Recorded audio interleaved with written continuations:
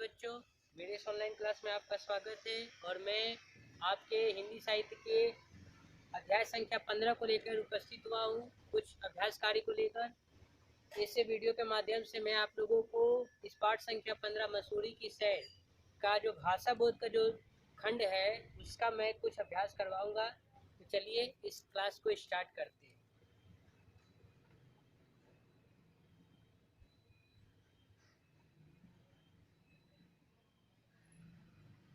पाठ 15 मसूरी की सैर, मसूरी की सैर, भाग 4। हाँ, ये भाग 4 है और हम लोग क्या सीखेंगे इससे हम लोग भाषा बोध करेंगे, भाषा बोध। ठीक है, भाषा बोध वाला जो खंड है आपके बुक में इस पाठ का उसको करेंगे। तो प्रश्न संख्या क्वेश्चन नंबर 1। क्वेश्चन नंबर 1 क्या है? क्वेश्चन नंबर 1 है निम्नलिखित शब्दों के समानार्थी शब्द लिखिए। निम्नलिखित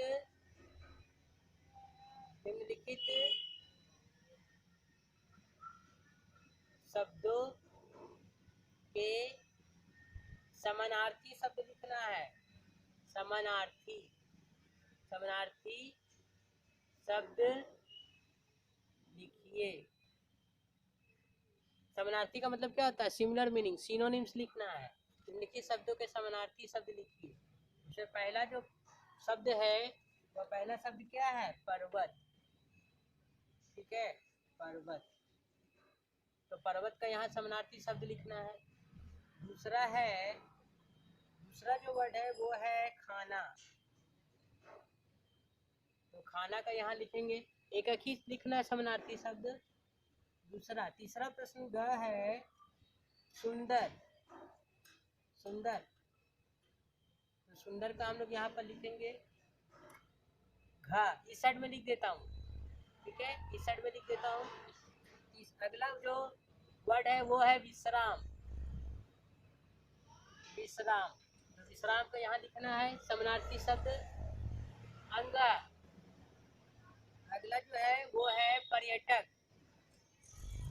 पर्यटक का यहाँ पर लिखना है। और अगला जो वर्ड है वो है उत्सुकता।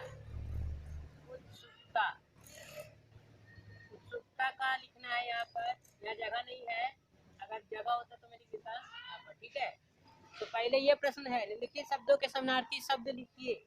सिनोनिम, सिमिलर मीनिंग लिखना है। पर्वत, तो पर्वत को हम लोग और क्या क्या बोलते हैं? बहुत सारा नाम है। पर्वत को हम लोग अचल बोलते हैं, पहाड़ बोलते हैं, गिरी बोलते हैं, तो कुछ भी लिख सकते हैं। पहाड़ लिख देते हैं, ये सबसे कॉमन वर्ड है पहाड़।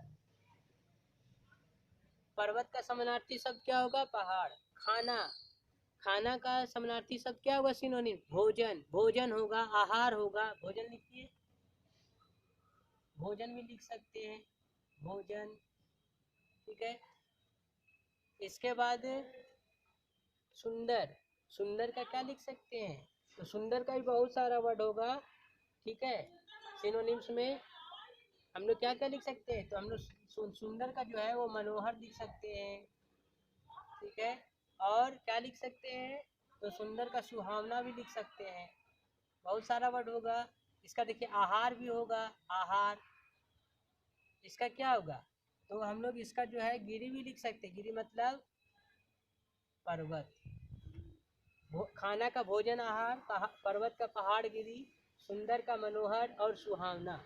ठीक है, ये लिखेंगे। इसका बाद विश्राम। विश्राम का विश्राम का होता है आराम। विश्राम का सिनोनिम्स क्या होगा? आराम।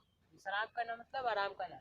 पर्यटक, पर्यटक मतलब होता है भ्रमण करने वाला। पर्यटक मतलब भ्रमण, भ्रमण करने वाला, भ्रमण करने वाला। पर्यटक का मतलब होता है भ्रमण करने वाला। और उत्सुकता, उत्सुकता का क्या होगा? उत्सुकता का सिनोनिम, सिमिलर मीनिंग होगा तीव्र इच्छा। तीव्र इच्छा, तीव्र इच्छा। ये हो गया पर्वत का पहाड़, गिरी, खाना का भोजन, आहार, सुंदर का मनोहर लिख सकते हैं, उत्कृष्ट भी लिख सकते हैं, सुहावना भी लिख सकते हैं, विश्राम का आराम, पर्यटक का भ्रमण करने वाला जो देश विदेश घूमने वाला, उत्सुकता मतलब तीव्र इच्छा, उत्सुक, उत्सुकता, उत्सुक, तीव्र इच्छा, उतावला, बहुत सारा वर्ड होगा। तो ये पहला जो है क्या लिखा हम लोगों ने, पहला सिनोनिम्स जाना, ठीक है। अब दूसरा प्रश्न लिखते हैं।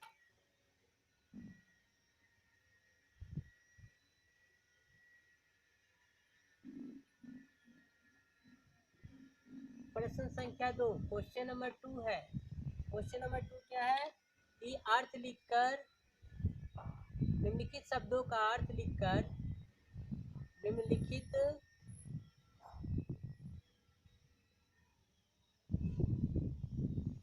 शब्दों का अर्थ लिखकर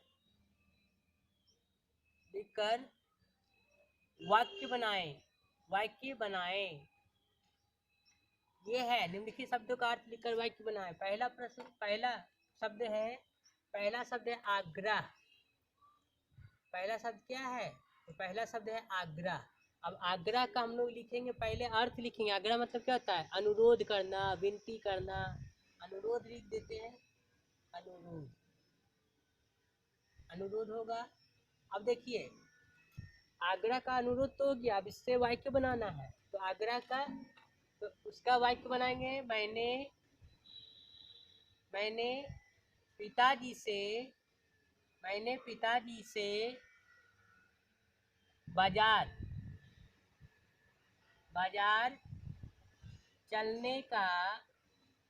चलने का आग्रह किया। देखिए ये वर्ड आ गया ना, आग्रह। मैंने पिताजी से बाजार चलने का आग्रह किया। प्रश्न संख्या ख, शब्द ख, जो दूसरा शब्द है वो है असुविधा। असुविधा, असुविधा मतलब क्या होता है, असुविधा का अर्थ होगा परेशानी। असुविधा का अर्थ होगा परेशानी, कठिनाई, दिक्कत, बहुत सारा वर्ड होगा। असुविधा, तो क्या लिखेंगे, राम को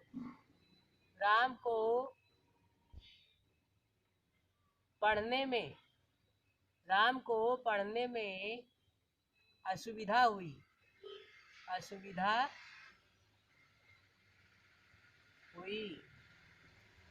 अगला शब्द जो है, अगला शब्द लिखेंगे मधुर। मधुर का क्या हो जाएगा, मधुर का अर्थ होता है मीठी, ठीक है। तो क्या लिखेंगे, रानी मधुर गाती है, रानी मधुर गाती है, बस हो गया, रानी मधुर गाती। अगला जो शब्द है वो है आनंदित। आनंदित का मतलब क्या होता है, तो आनंदित का मतलब होता है खुश, ठीक है। इसका उत्तर क्या लिखेंगे, तो इसका उत्तर ये लिखेंगे, मिठाई खाकर मैं आनंदित हो गया। मिठाई खाकर मैं आनंदित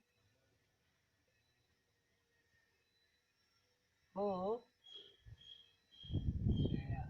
तो देखिए ये 4 शब्द है, उसका मैंने पहले अर्थ लिखा, उसको क्या किया, उसको मैंने वाक्य बनाया। आग्रह, अनुरोध, मैंने पिताजी से बाजार चलने का आग्रह किया। असुविधा, परेशानी, राम को पढ़ने में असुविधा हुई। मधुर, मीठी, रानी मधुर गाती है। आनंदित, खुश, मिठाई खाकर मैं आनंदित हो गया। और एक दो शब्द लिखते हैं,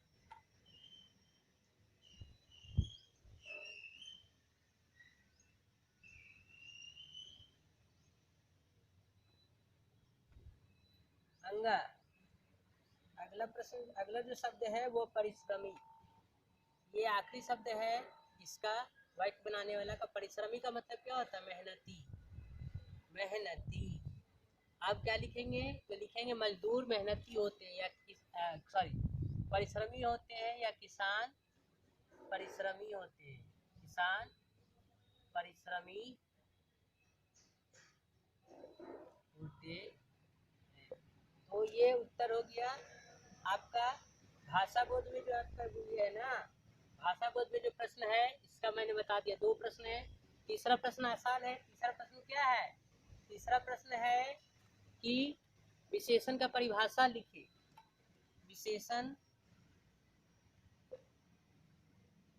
विशेषण की परिभाषा उदाहरण देकर लिखे, उदाहरण देकर लिखे। यही है ना प्रश्न संख्या 3। तो क्या उत्तर लिखेंगे? विशेषण में पहले भी पढ़ा चुका हूँ। संज्ञा या सर्वनाम की विशेषता बतलाने वाले शब्द को संज्ञा या सर्वनाम, संज्ञा या सर्वनाम की विशेषता